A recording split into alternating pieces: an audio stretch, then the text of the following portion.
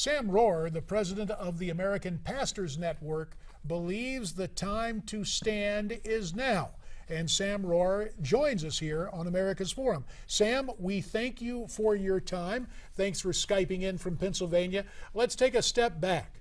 These subpoenas, all part of an ongoing lawsuit about a bathroom ordinance in the city of Houston. Can you tell us about that ordinance? What do you say about something that permits men to enter a women's bathroom throughout the city of Houston and Como? I don't know, but that's what the whole thing was about. The mayor and the city council said they felt that if a man felt like they were a woman today and they wanted to enter a woman's bathroom, they could.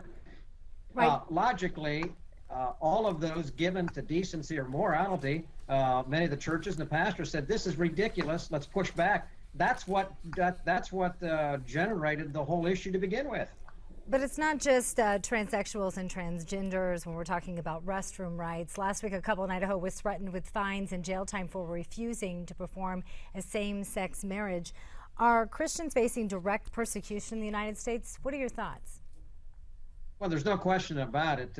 It seems like the only ideological position or religious position that is free to be persecuted, it's Christianity. If you believe in Jesus Christ, you believe in absolute truth, you believe in frankly, the rule of law, the Constitution, those things all seem to be wrapped together, and that those people can be, of necessity, relegated to the fringe of society, and that's what this is all about. It's almost like if you hold to those views, you have no more standing in America, but obviously that is not true. That's not what can be, and we cannot stand and allow that to happen.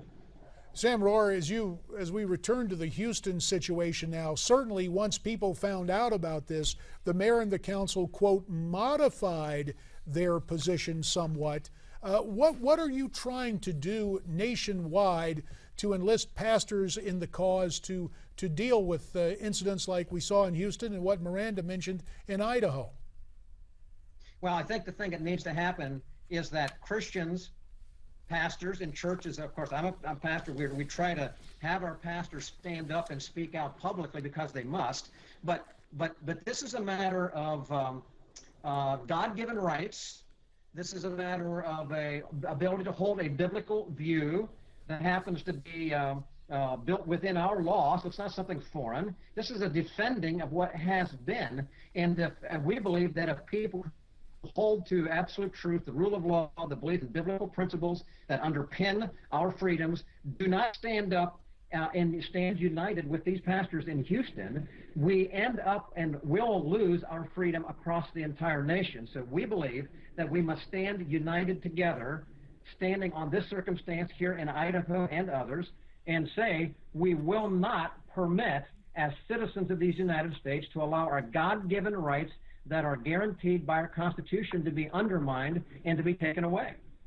Is there a balance that can be reached as more and more states continue to allow gays to marry? Is there a balance that can be reached between the Christian community that think the way you do and also not discriminating against homosexuals? Only about 30 seconds on this, Sam, but we'll come back to you. Go ahead with the 30 seconds that remains right now. Well, okay, frankly, there is no compromise between God's view of marriage and what those who want some other contrary position to be. There is no compromise on that. There is no compromise on truth. Truth is truth, a lie is a lie. And so it's what God says, it's what the Bible says. That must be the way it's reflected in our law, or we have moved away from all concept of civil freedom.